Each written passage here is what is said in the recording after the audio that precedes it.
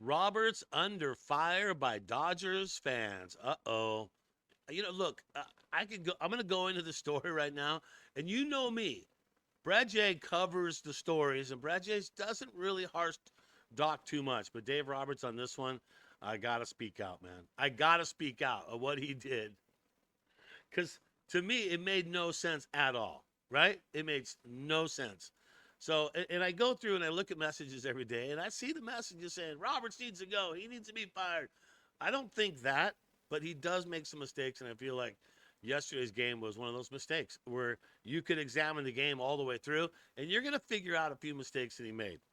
The number one thing that I thought that he did, all right, which put him under fire, is like, why the heck did Muncy not play? Look, I know his routine. If it's a day game, try to give Muncy the day off. It's a lot hotter. It's more work. Blah blah blah. All this. But here's a guy who's been injured for almost, for what, over a month, who hasn't had a lot of playing, has had a few rehab stints, and then comes out, has one game, and then has the second game and goes absolutely bonkers and hits 2 home runs. Right? All that happens. And then what do? The very next day, well, oh, we got to sit him. And then think about what Roberts even said. He said after that game, after the game the Dodgers won, the second game against St. Louis, he had said, what Muncy does is by his presence in the lineup makes the other batters better. That's a freaking quote, man, from Roberts after the win. So what do? Well, then put him on the bench the next game so the other hitters won't be inclined to get hits either. What the heck? What is going on in Bizarro land? Let's look at the numbers yesterday. Holy crap. That makes no sense. Dave, okay? If you're going to say that with Muncy in the lineup, he makes the rest of the team better, and then only 2 games back, you pull him to rest him? He hasn't been playing. And then you just said that oh my gosh. Okay? So what happens? You pinch hit him. Okay. Oh, that's great. Well, he got a walk. He should have been hitting because look at what the numbers are. Ohtani, okay, don't get on him because he's doing his thing. But Betts still had another hit. So happy to see Betts get a hit. Smith, 0 for with 2 Ks. Did not look good. Freddie, still solid. 3 hits for Freddie. Then Teo, who had 2 home runs the night before because he was playing with Muncy, who also had 2 home runs, goes 0 for with a strikeout. Okay? Pajes, he gets a run and a hit. Happy to see that. That was getting a little unnerving not seeing him do good. Miggy Road doesn't even show up. 0 for 3 on that one. Conforto, 0 for, 0 for 1 for him?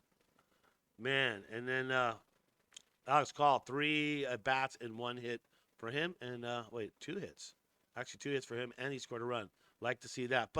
And Freeland, not good. 0 for 4, and he's been playing some good ball. So, once again, I don't understand why you would do that when you make the statement that he makes everyone better in the lineup and everyone gets better, and he's had plenty of rest, and you sit him. And you sit him on a day where the next day is a day off. That still doesn't even make sense to me. Sorry, I'm choked up on this whole thing. I don't like it. All right.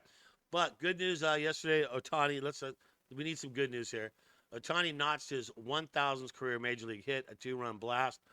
It's so crazy to see the guy can strike out 8 batters and crush a home run and hit it as hard as he hit it. Struck out 8.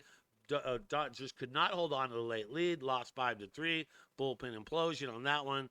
The Cardinals on Wednesday afternoon at Dodger Stadium. So congratulations to Shohei, but yeah, another bullpen implosion by the Dodgers. They just don't need these bullpen implosions. But, okay, look, answer me this.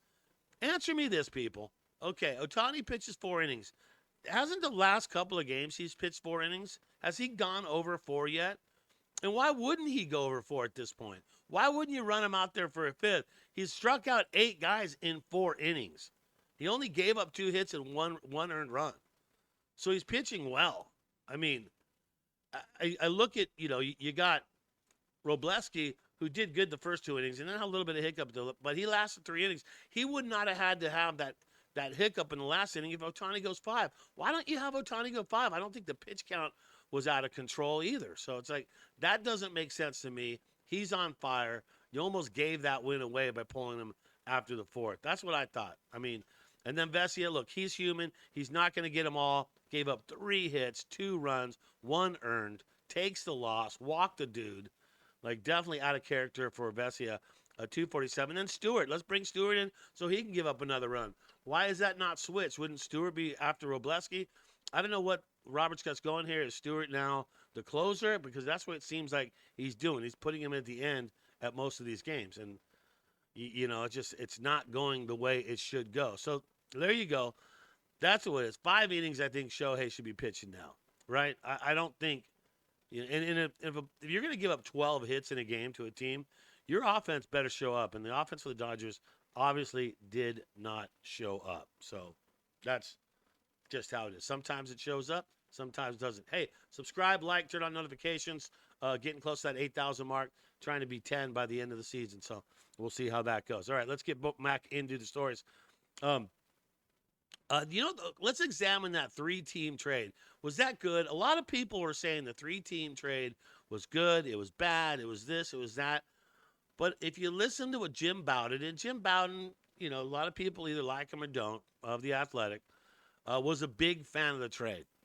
And he lauded the decision maker. He gave him credit. And Jim Bowden has harshed the Dodgers before. So for him to say what he said, Andrew Freeman for pulling the trigger on Monday, he said the most creative executive. Why?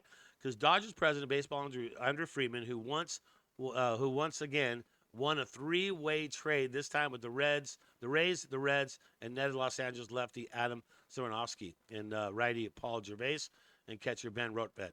That's what he wrote. Okay, so you think about it and go, what is that trade? And a lot of people harshed that trade and said it was a bad trade for the Dodgers. Why would they do that? Is it really a bad trade? Think about it. Gervais and Rover were the 2 players that arrived in the deal from Tampa, right? Well, Saranovsky came from the Reds. There are only 3 others involved. Fiducia, who went to the Rays alongside the Reds' right-handed pitcher Brian Van Bell and the right-handed pitcher Zach Little, who went from Tampa to Cincinnati. So you look at the numbers and look, what did the Dodgers give up? They gave up Fiducia, right? So that's what they did. Was it a good move, right? Certainly not a trade that's going to make them like so much more improved to win the World Series. No, but if you think about it this way, it gave them 2 new pitchers that could amount to something eventually in exchange for slightly downgrading their 3rd-string catcher spot. And when you look at it that way, and you look at it, yeah, they just slightly downgraded the catcher spot by getting rid of Fiducia, but they ended up getting 2 guys that could do something, that might be able to do something. Young pitchers, and always good to be a lefty. You heard me say that many a times. But only history is going to determine whether the Dodgers won the trade, but certainly makes sense from a logical perspective. Yeah, and if the pitchers, if they show up and they do good and they start making something happen for the Dodgers, then do you say that's a bad trade? You don't, but, time will tell, and we're going to have to see what it does on that. All right, next game for the Dodgers, that is going to be tomorrow night, and that is going to be Max and Kersh going at it, man. What a matchup this is going to be for some Friday night baseball. Looking good for this. So Max Scherzer going against Kershaw, 4.3 run. That's what Max is. 4.39. That is what his ERA is. 3.29. So pretty evenly matched. You look at the Ks, about the same. 42 for Kersh, 44 for Scherzer. And that is going to be the matchup when the Dodgers go head-to-head tomorrow night. So looking forward to see that game. And that's going to wrap it up. Dodgers Digest, another one in the books. I'm Brad J. As you go through the day, always remember to think Dodger Blue, and let's go Dodgers. Boom.